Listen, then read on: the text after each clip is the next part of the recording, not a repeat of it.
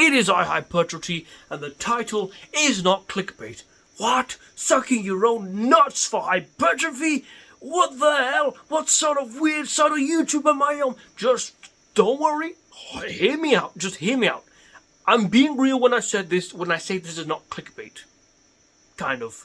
This isn't some weird testosterone hack like lick your own nuts or dip in soy sauce and orange juice and sun it to the freaking put your dick in the sun to be able to get all the vitamin D in there and whatnot. I'm not Conor Murphy saying you need to suck other people's nuts to be able to get the most amazing testosterone boost ever, or that one guy who was trying to cheat nofap by eating his own nuts to retain sexual energy or whatnot.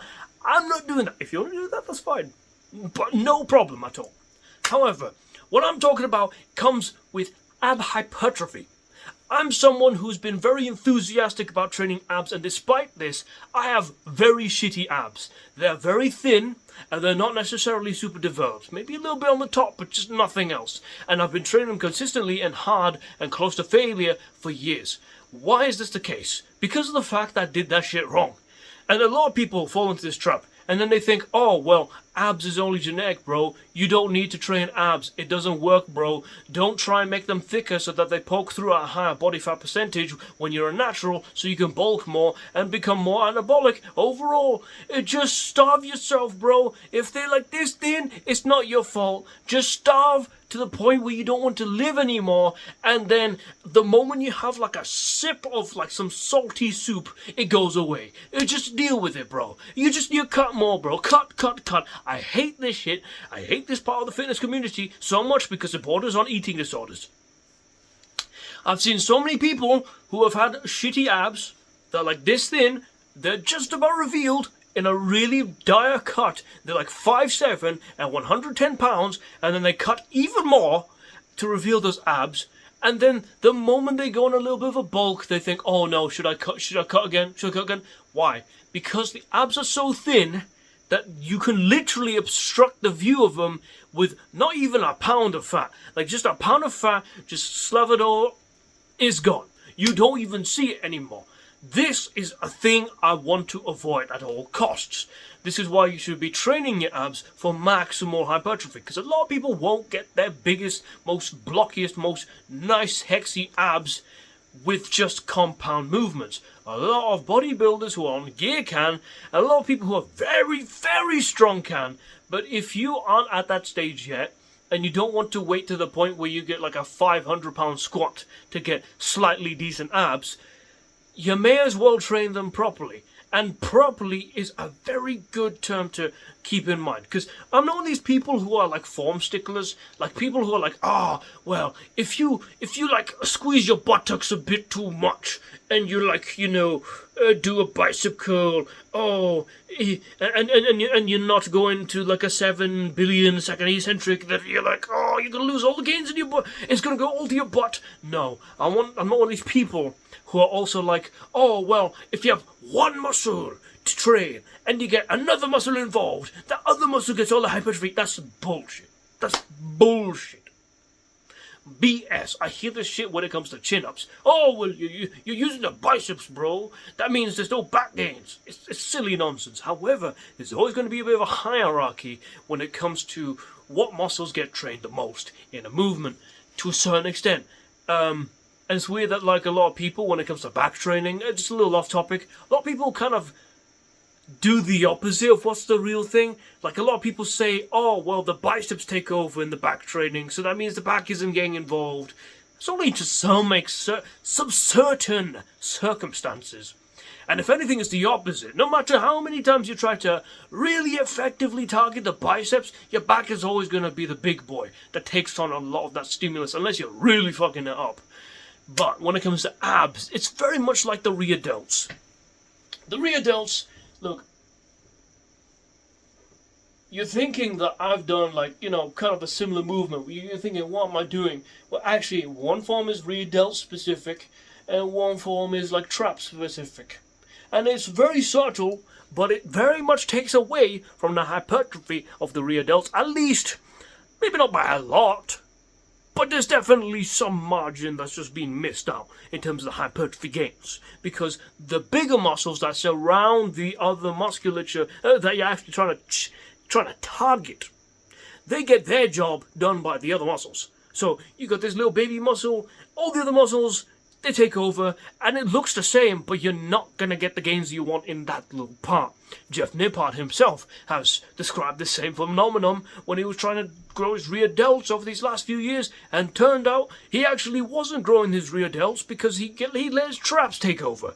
How does this relate to sucking nuts and ab hypertrophy?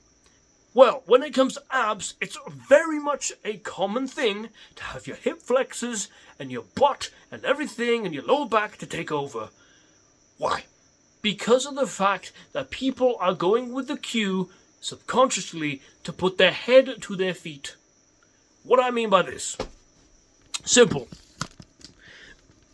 Yes, I'm going to be showing me sucking my own nuts. Okay, I'm not, but a lot of people, again, this is subconscious. Not many people actually know this. I've done this for many years, and I've suffered because of it. And I had to cut down way more than I needed to, and, just generally just be disappointed at the end of the cut when I had no abs. Oh, I mean, abs, it's just there, but it's definitely not thick and voluptuous and poking through, right? So, what am I talking about? Head to feet. You see that? There's a little bit of upper back grounding, but a lot of it is a hip hinge. My hips again are the way to make room for my head to go to my feet. Oh, but if you're on a decline, it's totally different, right? Right, wrong. But well, I'm trying to find a way to properly I'll just put this bitch here. Okay, I'll just imagine I'm on a decline, right? You see that? I'm pushing my butt a little bit back, and this will be the phenomenon that you will see if you're trying to ego lift on decline bench crunches or whatever the hell. It always happens. It's very subtle, but this is why ab training has this bad reputation of not giving you abs, because you're just pushing that bitch into your bench and oof. Yeah. No wonder you're not able to get the stimulus where you want it. Now, think about the time when you were 16 and wanted to suck your own dick, right? We've all done it. Don't you dare say in the comments, oh, I actually never thought about such heinous thing. Shut the fuck up. Especially at 14, right? At 14, everything. You just want to fuck anything and everything, even if it was your own face. So don't lie to me. Anyway. Dick here. Head here. Now you don't. Now you can clearly see a difference, right? Feet, nuts. Feet, nuts. My butt isn't moving, and if anything, it's moving forward. Because I'm trying to. Please let me. Now, you're trying to get your nuts to your face, and it doesn't work. But what does work are the abs, the rectus abdominis, or whatever the hell it's called. Spinal flexion. It's good for spinal flexion, right? This is its function. So, instead of getting a half-decent isometric hold with the abs by doing a weird hip hinge on the decline sit-up, you're actually getting a contraction. And just even doing this, just feel the abs just. Oh goodness, that shit just. Oh, again, just one more time, the difference. Nuts, feet, nuts, feet, nuts, feet. Now, if you go and transition right away from one form to the other with the same weight, you're going to get yourself hurt. So don't do that, okay? And if you've got a disc herniation, maybe it's not the best to do this sort of thing. However, for healthy people with healthy backs, and you're going to progress, and you have the mindset of slowly progressing with good form and good technique. I mean, this form, this cue, in of itself, you could test this out on your bed right now. you're probably going to be feeling your abs way more than you used to. And so, I mean, I just implore you to try it. I implore you to try it. I'm going to be doing this sort of form with all my ab exercises, and you're going to think, well, wait a minute, what about leg raises? And what about that stretch for the upper back, or like for the abs if you're going to try and go extra range of motion? No worries, in that case, you're going to do this, right? So, you heard of sucking nuts, right? Now you're going to twerk. You're going to like posterior pelvic tilt, okay? Twerk, suck nuts. Twerk, suck nuts. Twerk, suck nuts. Now, if you want to twerk, try not to actually push your butt back like I'm doing, but sort of like push it, sort of tilt it and go forward, and put your chest back. Ooh, fuck.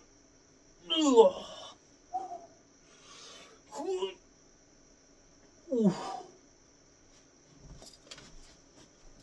Now, do this properly, with good tempo, and you don't eagle lift. I wager you're gonna see amazing gains. Or at least decent-ish gains. Well, not decent-ish. I can't just say decent-ish. That's not really that. Oh, guys, you're gonna get a decent-ish. That's such a shit selling point. I'm not even trying to sell you anything, but I feel like that's just horrible for convincing anyone to do it.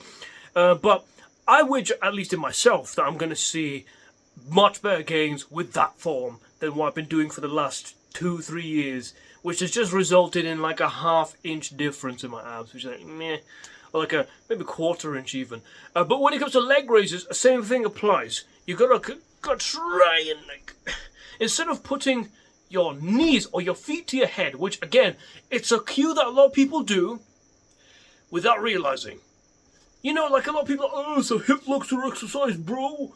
Yeah, because you're trying to put your feet to your head. You're trying to kick your freaking nose in. Okay? What about just bringing your pelvis, your buttocks, right to your face?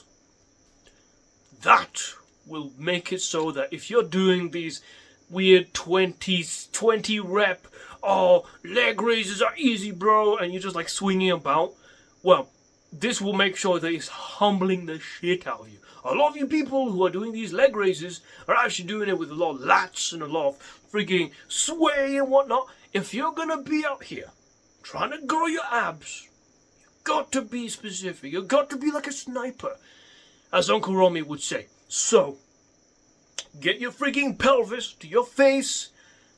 Just try 1 rep. 1 rep. I bet none of you will be able to do it. Okay, now be careful. Don't you go and try to do 3 rep maxes with this form. I'm just saying, you know, stick to like the rep range that's like a more appropriate. So I'd say like about 7 to 15 or whatever the hell. You know, just be careful. Be careful. But try to make sure that you employ that technique more than anything for the ab musculature. Yeah, I think that's it for me.